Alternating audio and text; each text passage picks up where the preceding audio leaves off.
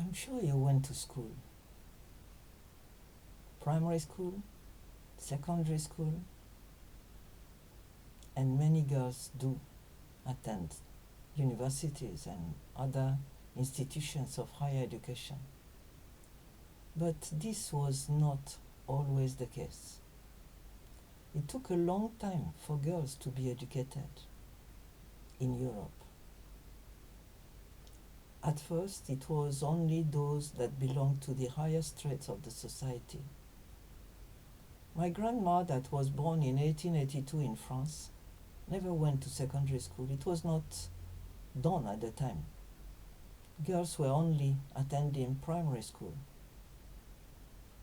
She was from the middle class, and she attended primary school, and then a kind of complement to know how to run a household before she married in her early 20s.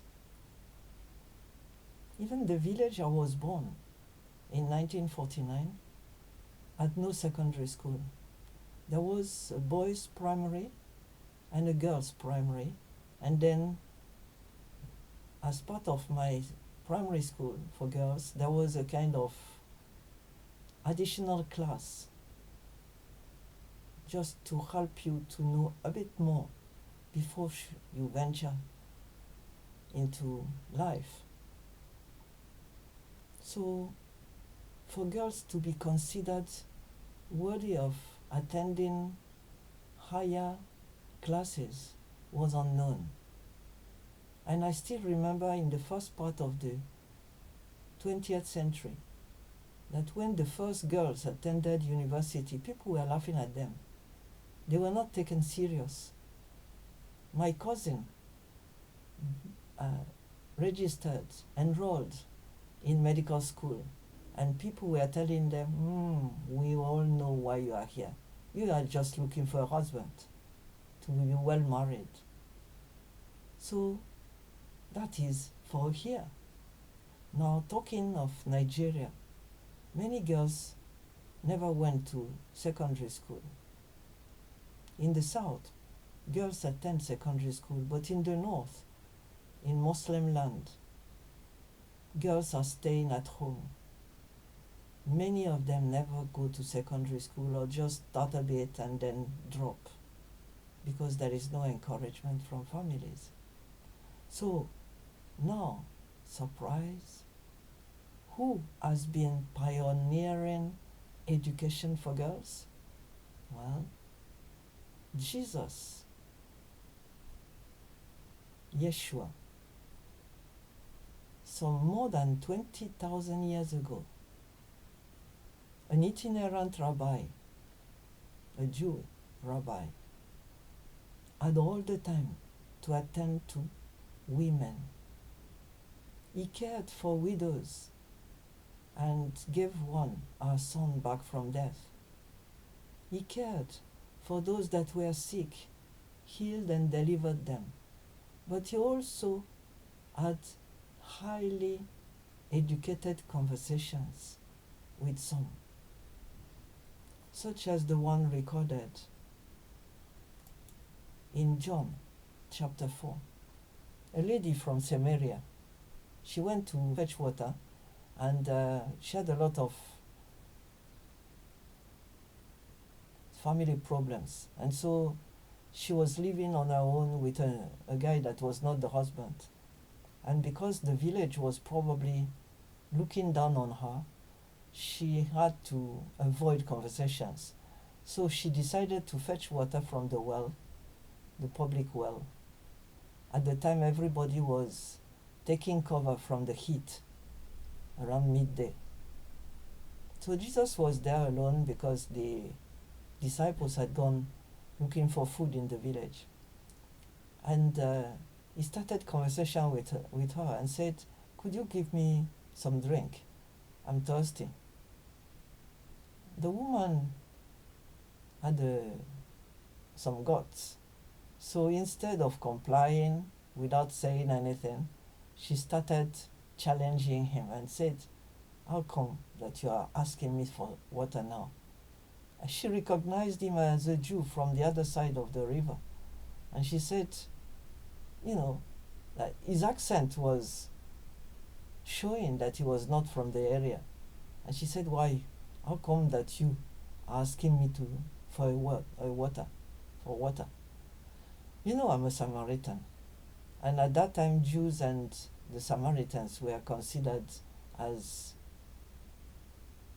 maybe not enemies, but just about. There was a difficulty between the two groups, and that was from long ago, because Samaria was the capital initially of the northern kingdom of Israel. So it was the same people, but there was a problem, and the problem related to the house of worship. Jews were saying you have to go and worship in the temple in Jerusalem. Samaritans were disagreeing, and they had their own place of worship. So it's all recorded in the Bible, but you see that lady knew. She had not gone to school, but she was educated in terms of religion. She knew the history. She had listened to the men. She had possibly access to the Torah, the Jewish Bible. And she started challenging him first because he was a Jew.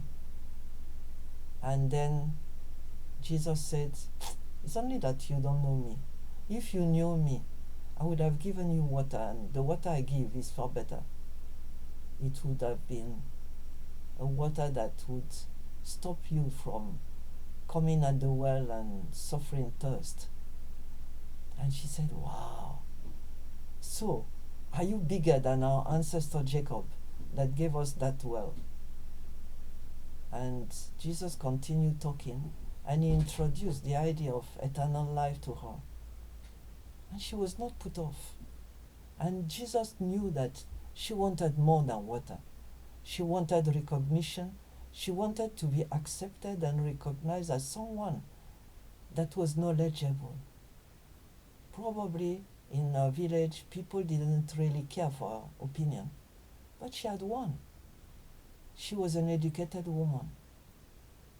And so she said, well, you know that we are not in agreement. You Jew, you worship at Jerusalem. We don't. And Jesus told us something. He said, our ancestors. Yes, people worshipped at Jerusalem, but time comes where it will be neither Jerusalem nor any other place. The real worshippers will worship the Father in spirit and in truth. She's the only lady that heard that from Jesus, at least as far as it is recorded. And it's recorded for a purpose. So you may think you have been educated quite enough, that you know it. You are all this, are you? You know, I have a PhD. I have several first degrees. I've been a professor of university, but I don't know much, yeah? Because God knows everything. I'm not a nuclear scientist. I'm not a designer of clothes. I cannot even repair a car. I'm not a plumber.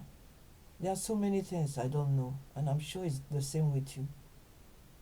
So if you meet someone that you think doesn't know much or knows it less than you, don't turn the other side. Look at what Jesus did. And what he did was quite different from other people. In the 7th century, Muhammad, the founder of Islam, wrote in the Quran that ladies, you need 2 ladies as equivalent for 1 man. He wrote that ladies can be battered and locked up. And if you look at what's going on in Afghanistan today, in 2024, 25, where ladies are not allowed to go to secondary school or university, they are not allowed to come out without covering themselves from head to toes. They are not even allowed to speak aloud or sing. Jesus welcomed conversation with that lady. He initiated the conversation with her. And when she started talking about prophecy, he didn't tell her, who are you to talk about that? Don't you know that you don't know anything? No. He encouraged her and spoke out to her about who he was, the living water. He spoke about worship. He encouraged her. And she started talking more. She said, yes, I know Messiah is coming, the one they call Christ.